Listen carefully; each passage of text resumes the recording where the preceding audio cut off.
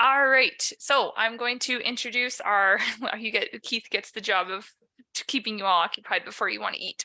So I'm going to ask Keith Uloth to come up, and he's going to talk to you, give you guys a bit of an update on the pest and weather project that he's been managing now for, man, we've got to be 5 years, 6 years? 6 years that Keith has been working with us. So I'm just going to get his presentation loaded here, and then I'm going to turn it over to him.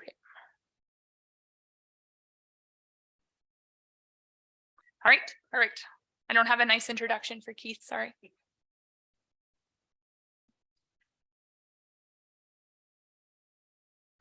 So my name is Keith Uloth, and yeah, like Talon said, I've been doing the pest monitoring and weather station maintenance for the past 6 years, I think 7 years going on now. So yeah, so before I guess I begin, see if I can do this. Okay. Okay, perfect. So yeah, just before I begin, I'd like to thank the funding partners, so the Peace Region Forage Seed Association and the BC grain producers for contributing to the project. And then of course, both the provincial and federal governments for contributing through the CAP program. So for the sake of this presentation, I'll just be talking about forage stuff and what we've seen in the past season. We also do annual monitoring, and we've also done some horticulture work in the region for the past few years. The horticulture stuff is really fairly new, and that's wrapped up last year.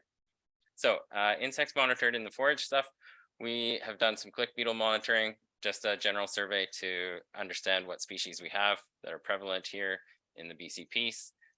Red clover case bear, many of you know that that's still an ongoing issue in the Peace region, so we continue to monitor those with the help of Jennifer Otani and her lab in Beaver Lodge. European skipper, I'll touch on that one more later on in the presentation, but that's one that's relatively new to the region, and we continue to monitor for that one. Pea leaf weevil and alfalfa weevil, another one that's fairly new to the region, and I have more slides, another slide about that. And then just in general, we do a lot of sweeps and scouting, so lots of damage scouting and also with disease work as well, looking for ligas, aphids, any other caterpillars or loopers that are out there causing damage. And then grasshoppers, that's a big one. We're trying to get a good understanding of the grasshopper populations up here, and then also looking at beneficials, so all the good guys that are out there doing good stuff for us in the field. So I'll start with maybe everyone's favorite insect, not sure. So grasshoppers. So we've been doing a survey since 2016 on the BC side. It's pretty safe to say that we have two predominant species, the Brunner spur-throated and the two-striped. It seems like the Alberta piece is following suit. They both have, the interesting thing is that our grasshoppers up here follow a biannual life cycle, so they seem to be on a 2-year lifespan. So for BC, last year we had grasshopper issues, and Alberta, tag, you're it. So it seems like next year you guys will probably have it, or I mean this year, moving forward into the field season. I should note that most of that we did find grasshoppers the first and second instars the second week of June, which was relatively late comparatively to previous years, but a lot of that has to do with weather. So we had a really wet and cold May this year.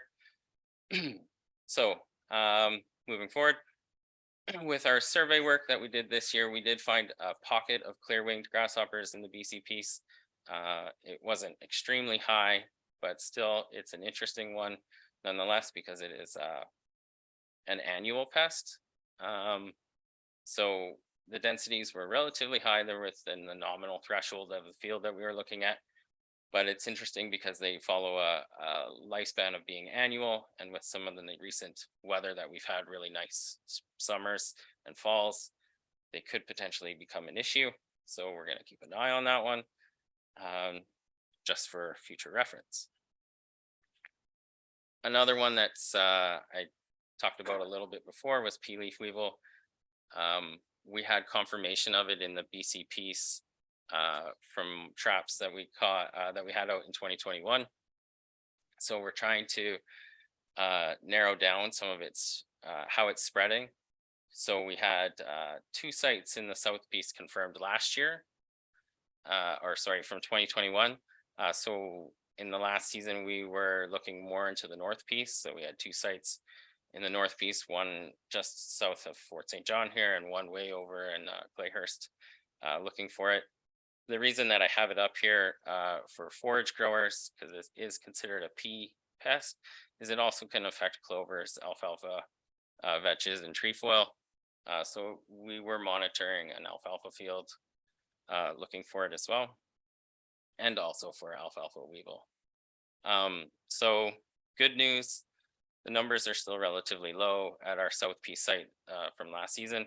We had about 13 pea leaf weevil and caught, and just for reference, that was from the beginning of May all the way till the end of August. So that's a total count. So it's considered quite low overall. So why the concern? The adults do a lot of feeding on foliar damage. They cause a lot of foliar with notching. You can see on the slide, I don't know if you can see it, I can't point to it, but on the far right, there's like the leaf. It looks like it's got a lot of little notches on it. That's kind of what the adults do, but the larvae are the big pest. They feed on the nodules within the root system. So they'll cause all that lack of growth and basically no nitrogen fixation. So there is seed treatment available for pulse crops, but unfortunately nothing for any of the perennial legumes. So the other big one that we are looking at or continuing to monitor is the European skipper. This is a big pest in Timothy. That's their main diet. We've seen in the past 2 years with the beautiful summers that we've had, the numbers seem to be increasing in the region, and they seem to be spreading further west, which is of concern. The larvae are, you can see pictured on the stem there at the bottom. They're green in color. Big distinguishing feature is the white bands, the vertical white bands on its head. And the adults, many of you have probably already seen in the late July, flying around just kind of all over. And they're orange in color with a little bit of a black stripe. Just for reference, if anybody's interested, we captured our larvae. The first larvae that we caught this year, or last year, sorry, was in the first week of June. And they're quite small, and they can get quite big, to about the size of my thumb. So they get quite big quite fast. And the threshold for them right now is currently 6 to 8 larvae per quadrat. If anybody's interested, I can give you the information for actual like thresholds for a producer to look at. It's a lot different for the scouting technique as well. And there is also a control for it. It's an organic control, so it's called dipel. The active ingredient is Bacillus thuringiensis. There is some research opportunity if anybody is interested to see how effective it is in actually killing the larvae. So if there's any growers out there in this season that do actually happen to have high densities of this pest, please feel free to contact me, and we'll get you in touch with some researchers who are interested in doing some field plot trials. So red clover case bearer. I think you guys have probably seen me and Jennifer probably talk about this one quite a bit. It continues to be a pest for red clover. This year on the BC side, we didn't actually have any producers growing red clover, or we couldn't find a cooperator. So we had 3 sites kind of scattered through just in volunteer clovers and ditches looking for this one.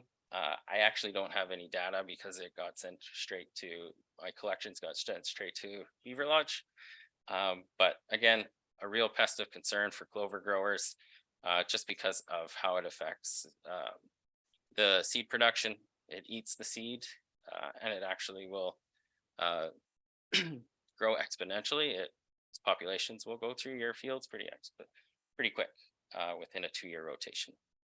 So you can see that they're quite small, about 9 millimeters in length, and the larvae are significantly smaller. They wrap themselves within a flower petal of the clover and encase themselves in it, and then they just work their ways through the seed heads as they go along eating seeds.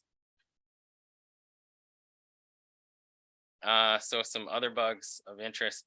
We've noticed in the past few years that ligas, just with the high numbers, the high temperatures, that ligas seem to be thriving. So yeah, that one is one of concern. We also did notice that some aphids were high in certain crops as well this year. But that being said, our ladybug populations were pretty good too. We did notice the main species were 7-spotted, which is an introduced species.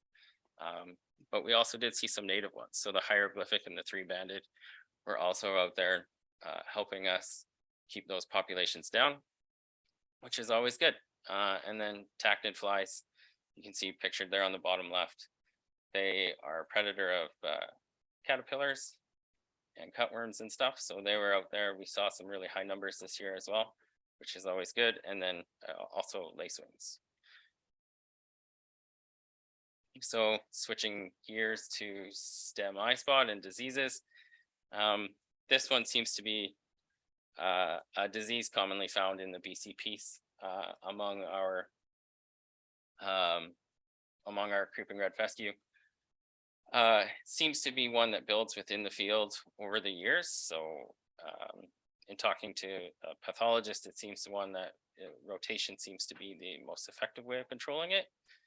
But it does start low on the stem, and we did notice it fairly early in the season. I think around late May, we had already seen symptoms of it low on the stem, and it will eventually travel up into the seed head and on the panicle. And it causes a bit of a pinching off. You can see there on the right side picture, and that will affect basically the nutrient flow into the seed production. And so the other one that we found this year that was pretty common was anthracnose. Again, in creeping red fescue. We did also find it in some cereals, mainly wheat as well. And it's identified by a brown spot with a yellowing or reddening around that brown spot. And the severity of it varied quite a bit. Early on in the year, it was quite extensive, but it seemed to lessen as the weather warmed. So eventually there was a lot of leaf death in some plants that we noticed. And again, this one affects plant health through reduction of leaf function.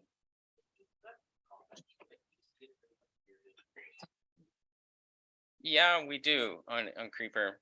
We see it. It seems to be one that we see early on in the year, like when the temperatures are pretty low and there's still a lot of moisture in the soil. Seems to be one that is around. So you can use a control. I think Quilt is the registered product for it. It seems to be, at least, I don't know from my experience, but you might know that. Is it pretty effective in treating for it? Oh, okay. A new one, I guess. Well, one that we're interested in is a Phanomyces. This is a pulse disease, but it has been, I guess the literature says that it will also affect clovers and alfalfa.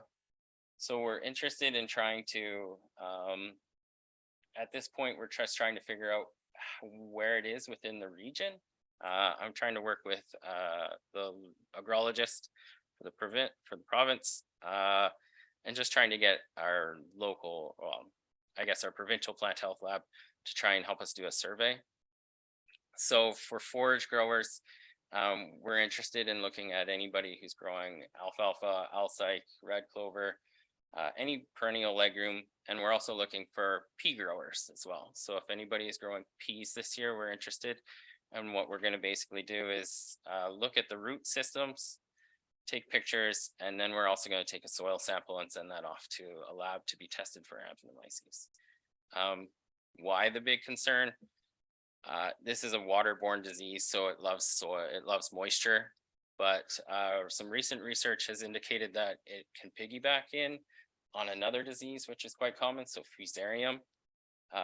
This one will kind of follow in through it and then causes root rot, which you can see on those pictures, which is pretty extensive. So if there's no lateral roots, there's no nodules produced, it kind of doesn't help the plant, and it doesn't help you as producers with your nitrogen fixation. So it can affect both pulse and perennial legumes, and it also does affect crop rotation. That's the big one. So the recommendation for if you have Amphinomyces in your field is 6 to 8 years right now. But I know there is research that's trying to work on determining if that is can be changed with determining if it is effective through the concentration of Amphinomyces within the soil. So that may change. So yeah, so anybody who is growing peas or any perennial legumes this year, please feel free to come see me and just give me your information, and we can touch base as the season progresses, because we're interested in trying to get an idea of this one. So some honorable mentions. Silvertop, sorry, Silvertop. We just finished wrapping up with working with Jennifer Otani's lab on a huge on some research on this one. Unfortunately, I don't have any answers for you right now. Hopefully Jennifer will have those within the next little bit. Alfalfa weevil, I can say that we didn't have any alfalfa weevil in the region. There was no catch with our pea leaf weevils surveying that we had done, which is a good news for any growers as well. Black army cutworm, this is one that we saw in the region this year. It's not typically a pest for forage crops, but we did note it in feeding on both newly seeded alfalfa and red clover, and it was we found it at like scattered throughout the region, so just south of Fort St. John all the way up to Presbytu. We had found it in varying fields, so that's one that we're going to be looking for again this year. And then I have wheathead armyworm there. We didn't have any in the BC piece, but Calvin had sent me some pictures from a grower in Alberta that had this in his Timothy. And so when I looked a little bit further into it, it had been a pest issue in way back when in 2014, and it seems to come around every now and then in the Alberta piece, unfortunately for you guys. So I thought I would mention it because it does build up over the years, and there is actually no threshold for it within Timothy. So just something to keep an eye out for. And then also just to mention that there is no more silencer or matador being carried in Western Canada. It was removed from the shelves back in November after a PMRA decision in 2021. I guess at this point I can ask if there's any questions.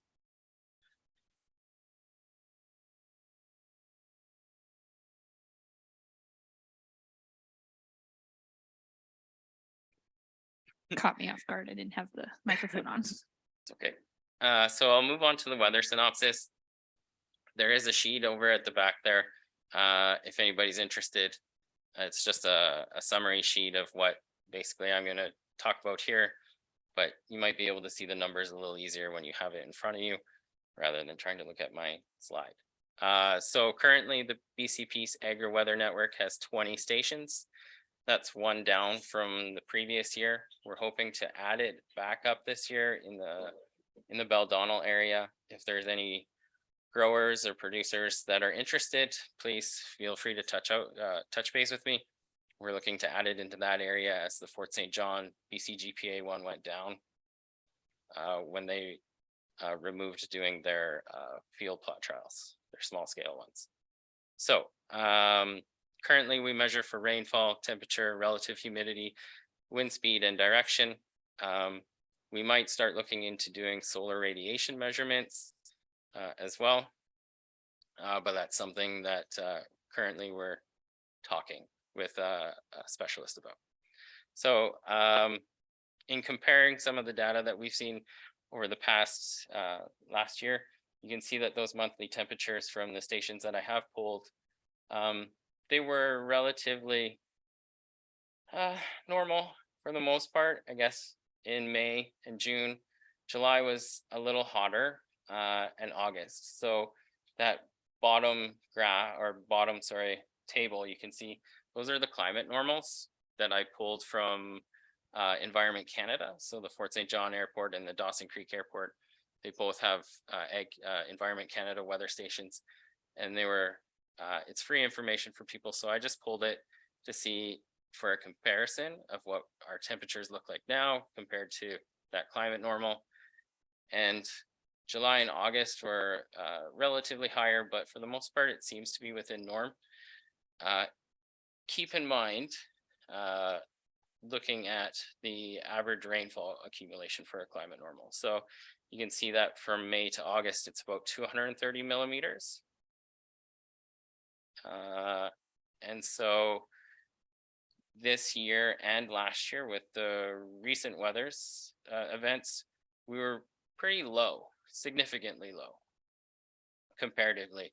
There were a few stations in the region that were close to that, but unfortunately a lot of them were a lot lower than that normal, which is a little disheartening considering I just saw that there's no snow up here either. So yeah, again, it's something that we can look at. It is available on the website as well, and you can pull up any historical data, I think going back to about 2014. So any questions?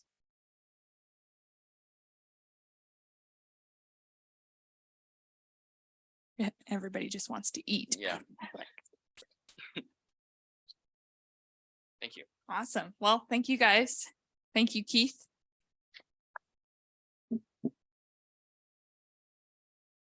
I think Keith will be here with us for a little bit anyway. And so if you have any questions that come up, you can track him down. He's not a hard guy to find.